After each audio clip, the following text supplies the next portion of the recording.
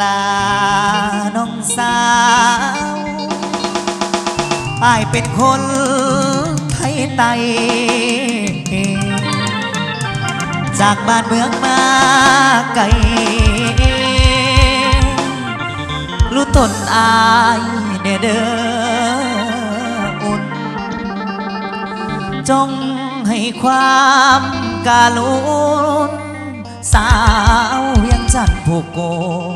ปะโทลาจังแม่นงามเจ้าผัวยุ่มยามเจ้าผัวยุ่มยามเสียงหวานวอนเข้าในหู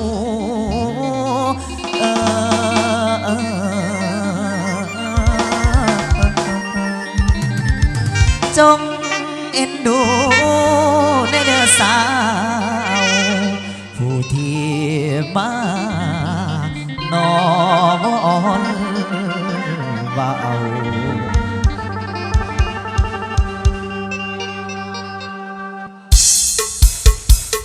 ออกมาว่าน้ำกันเด้อเฮ้เฮ้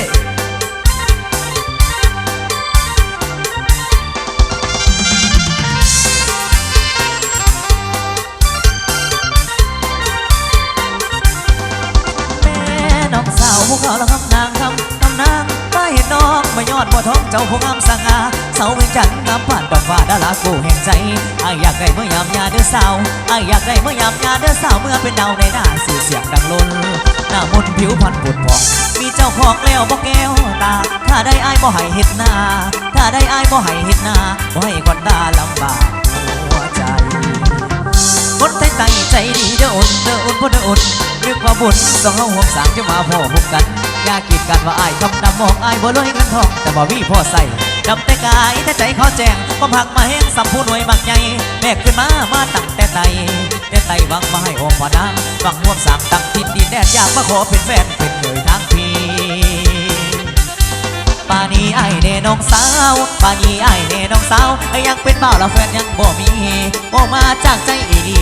โง่มาจากใจอีลีคนที่หวังดีบ่มีลวดลายมักลายผู้สาวปากโหนก็ไม่บ้านถูกคงสิสุขหัวใจคนในจันได้เคยถ่ายไตคนในจันได้เคยถ่ายไตจนคนถ่ายไตได้ลูกไผ่เวียงจันทร์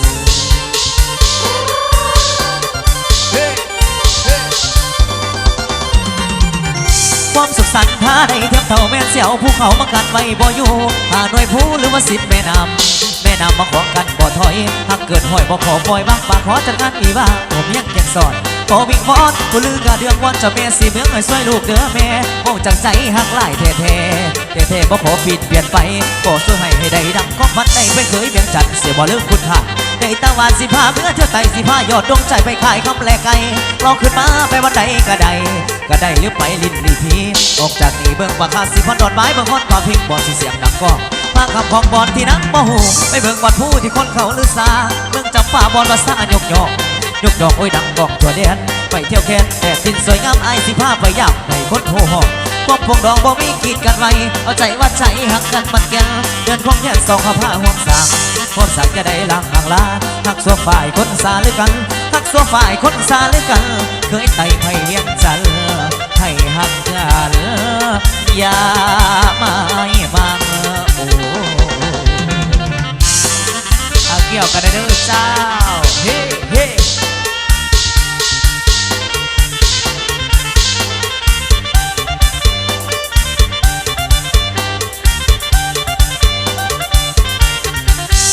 ป่านี้ไอ้เน่น้องสาวป่านี้ไอ้เน่น้องสาวยังเป็นบ่าวแล้วแฟนยังบ่มีโง่มาจากใจอีลีโง่มาจากใจอีลีคนที่หวังดีบ่มีลวดลาย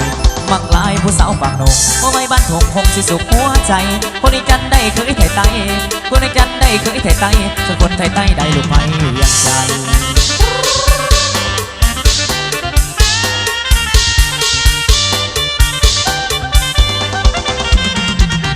ความสุขสันต์หาได้เทียบเท่าแม่เสียวภูเขามากันไว้บ่อยู่หาหน่วยผู้หรือว่าสิบแม่น้ำมาของกันบ่ถอยหักเกินห้อยบ่พอปล่อยบางปากขอจัดงานวีว่าโหมยังแค่สอน ขอวิงวอนผู้ลือกะเดืองบอนเจ้าแม่สิเมืองมาช่วยลูกเด้อแม่โอ้จากใจหักหลายแท้ๆบ่ขอปีนเปลี่ยนไป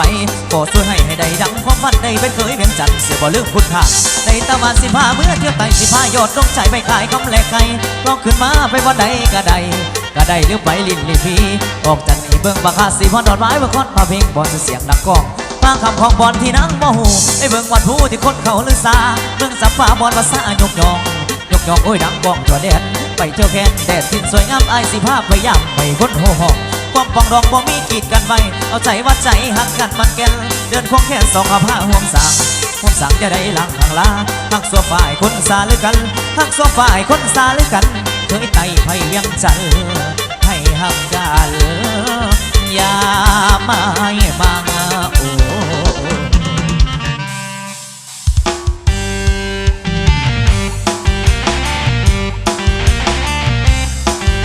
ยาวไปต่อเด้อ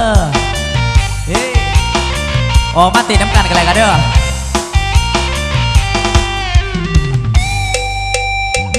เฮียนคอยเพิ่นไปปัดไซถอยลงทงหาหอยหาเห็ดและหาปลาเพิ่นสอนอยู่บวกเพิ่นได้ห่วงมาเย็นจินนาแมงดาและกบน้อยมือนี้เฮียนคอยประมาณ6 โมงแรงเพิ่นเห็ดแนวกินแรงหอมหินกินน้ำดังมีตับบักหุ่งโป่งพวกและกุ้งทางถอนหายใจดังกำลังนั่งไม่ค่อยใส่ถึงอย่างสีห้องอย่างสีให้เพิ่นบอกให้คอยเฝ้าไปเอาห้องบอกพวกให้ป่าสะกอนเบิ่งไปหอดเฮือนป่าหาป่ามาก่อนป่าเฮาบ่อยู่บ้าน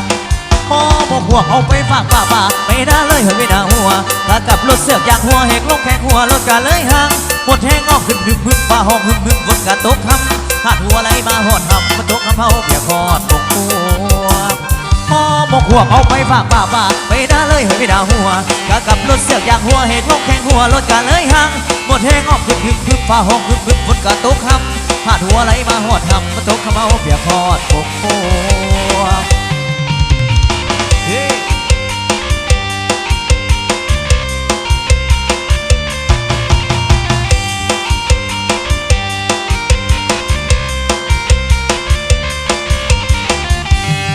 ระยะทา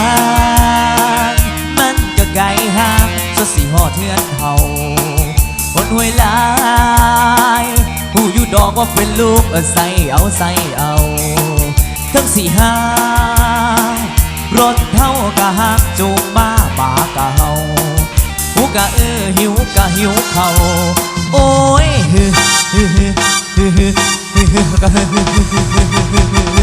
พ่อหมกหัวเอาไปฝากป่าไม่ได้เลยเฮ้ยไม่ได้หัวตากับรถเสือกยางหัวแหงลงแข่งหัวรถกะเลยห่างหมดแทงออกขึ้นพึ่งป่าห้องพึ่งฝนกะตกคำหาดหัวไหลมาหอดทำมาตกคำเฮาเปียกหอดปกหัว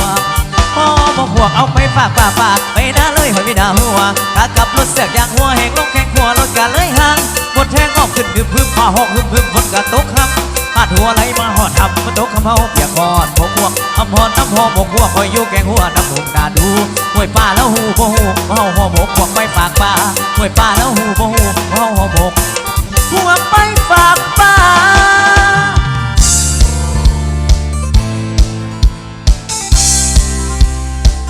อย่าไป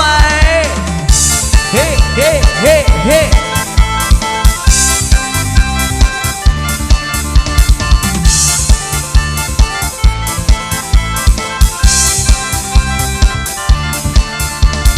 ใจยังคงคิดถึงเพียงเธอยังรอเธออยู่เสมอ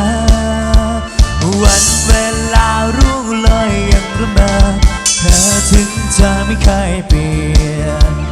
นานเท่าไรไม่ว่านานแค่ไหนความคิดถึงไม่เคยจางไม่มีวันกลับมาเหมือนเดิมความรักของเราที่เคยสดใสรู้ว่าคงเป็นไปไม่ได้ให้รักของเราเป็นดังที่หวังแค่เธอรู้วันนี้ตอนนี้ฉันยังไม่ลืมความลับแม้วันนี้ความรักเราพังอยากให้รู้ฉันก็ยังรักเธอ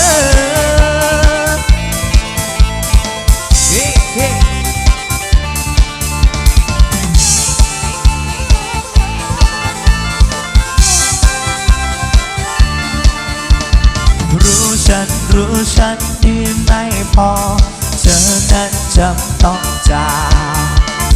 ถ้าวันไหนที่เธอลำบากอยากให้เธอกลับมานานเท่าไรแต่วันไหนหัวใจยังคิดถึงไม่เคยจาง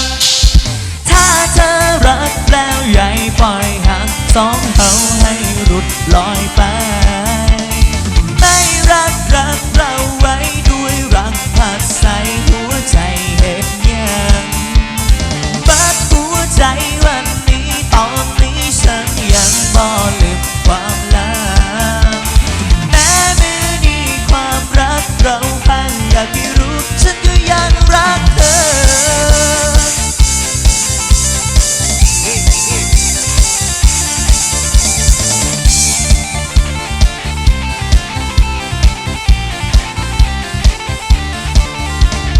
นานเท่าไรไม่ว่านานแค่ไหนความคิดถึงไม่เคยจาง One two three ไม่มีวันกลับมาเหมือนเดิมความรักของเราที่เคยสดใสรู้ว่าคงเป็นไปไม่ได้ให้รักของเราเป็นดังที่หวังแค่เธอรู้วันนี้ตอนนี้ฉันยังไม่ลืมความลับแม้วันนี้ความรักเราพังอยากให้รู้ฉันก็ยังรักเธอก็ว่าแค่7 นาทีต้องการแค่เพียงเท่านี้ก็ไม่ได้รู้สึกดีก็ไม่มีความจริงใจก็เพียงแต่แค่จะลองก็บอกว่าเธอนั้นง่ายเขาแค่ต้องการสนใจเฮ้เฮ้เฮ้เฮ้มื่อนี้พิเศษเนี่ยนักของต้องเสียมากขอกับซีขนาดเฮ้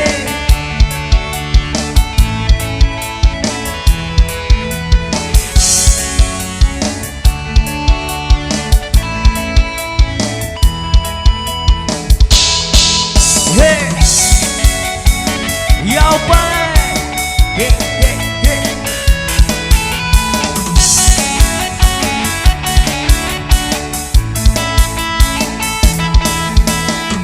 คือการเดินเดินในความหมายอะไร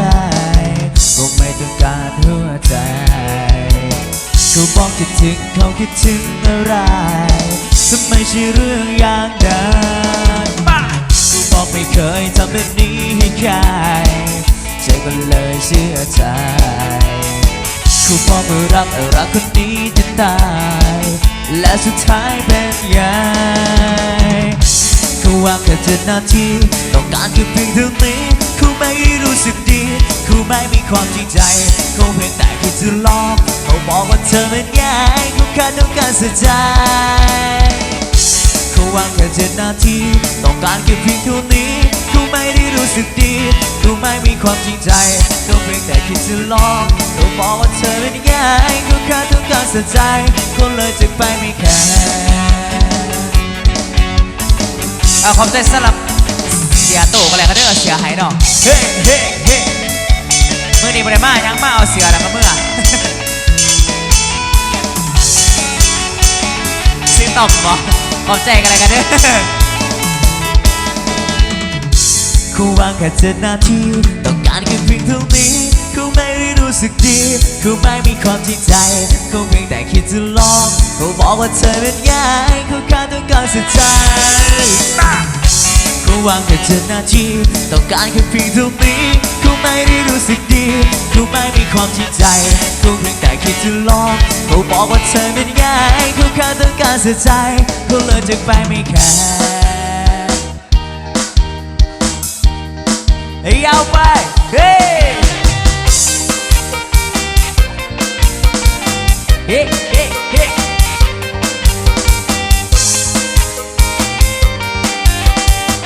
ให้หัวเสียงก็ออกมาจะซิวๆเมาแล้วก็มาเต้นอยู่ในใดเด้อเฮ้เฮ้จะบอกให้รู้ว่าฉันเคยรักใครมาก่อนจะบอกให้รู้ว่าฉันเคยนอนกอดกับใครจะบอกให้รู้ว่าฉันเคยคิดถึงใครโอ้โอ้ บอกให้รู้ว่าฉันเคยกอดใครมาแล้วจะบอกให้รู้ว่าฉันเคยจูบใครมาก่อนจะบอกให้รู้ว่าฉันเคยโอ้โอ้โอ้โอ้โอ้มาผิดมากไหมที่ฉันไม่ได้เก็บไว้ให้เธอใช้เป็นคนแรกที่เคยกอดที่หอมแก้มที่ฉันเคยทำให้ใครผิดมากไหมที่พูดว่ารักที่เคยบอกไปว่าคิดถึงใครฉันเคยเจ็บฉันใจยายเคยเสียก็เสียใจ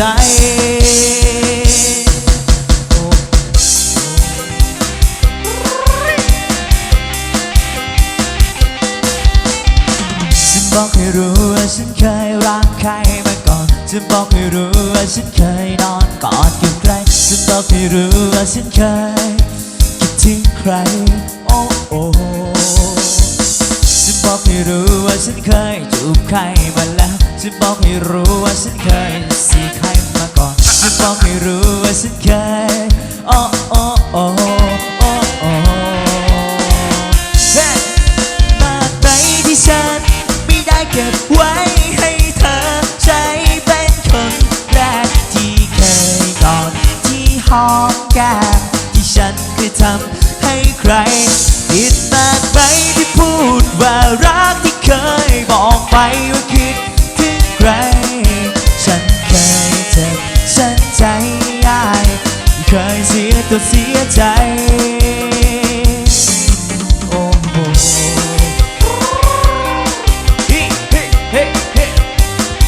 รับมองมายาวไปต่อ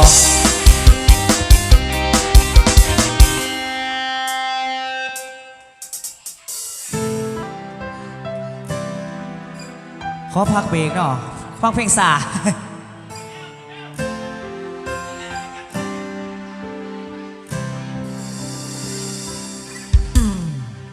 ที่อายทักหาอยากให้เจ้าหูว่าอายคิดทอดเจ้าหลา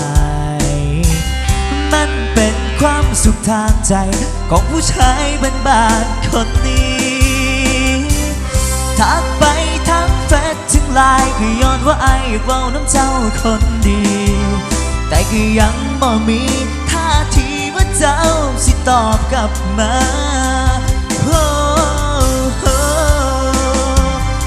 ขึ้นแสดสีชมพูเขาบ่สนใจก็หันมาเบิ่งแสดสีฟ้า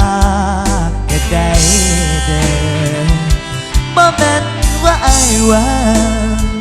แค่อยากสิเว้ากับเธอจะตอบแชทน้องอยู่เด้อหูบ่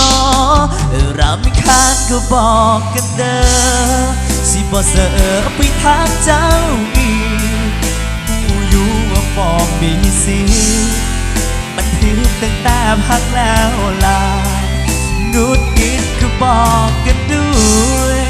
หนหวยก็บอกกันมาสิบ่ทักไปหาคือเจ้าบ่อยากเฝ้านำเพื่อให้เจ้าสบายใจอภิเษกบอกไปคนที่ถูกกำลังถึงแฟนรำคาญกันเลยกันเด้อ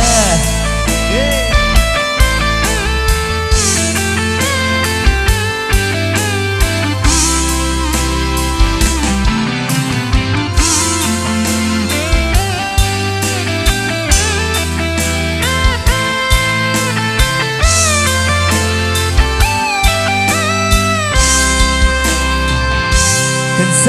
ดสีชมพูเขาบ่สนใจก็หันมาเบิ่งแสดสีฟ้าก็ได้เด้อบ่แม่นว่าอ้ายว่าแค่อยากสิเว้ากับเธอถ้าตอบแชทน้องอยู่เด้อหูบ่รำคาญก็บอกกันเด้อสิบ่เสอไปทางเจ้าอีกผู้อยู่ว่าบอกมีสิมันผิดตั้งแต่พักแล้วล่ะงุดงิดก็ บอกกันด้วยคนคุยก็บอกกันมาสิบ่ทักไปหาก็เจ้าบ่อยากเว้านำโอ้ยรับคาญก็บอกกันเด้อสิบ่สะไปทักเจ้าอีกหูอยู่ว่าบ่มีสิทธิ์มันผิดตั้งแต่พักแล้วล่ะงุดหงิดก็บอกกันด้วยทุกคนก็บอกกันนะสิบ่ทักไปหาก็เจ้าบ่อยากเว้านำโอ้ยการก็บอกกันเด้อสิบ่สะไปทักเจ้าอีกหูอยู่ว่าบอกมีสิมันผิดตั้งแต่พักแล้วล่ะงุดหงิดก็บอกกันด้วยหดหุยก็บอกกันนะสิบ่ทักไปหาก็เจ้าบ่อยากเว้านำโอ้ยเพื่อให้เจ้าสบายใจเอาเป็นว่าเพลงเนาะสะสาซึ้งๆกันเลยกันเด้อเอาพิเศษมดสุขุสุขคนกันเลยกันเนาะ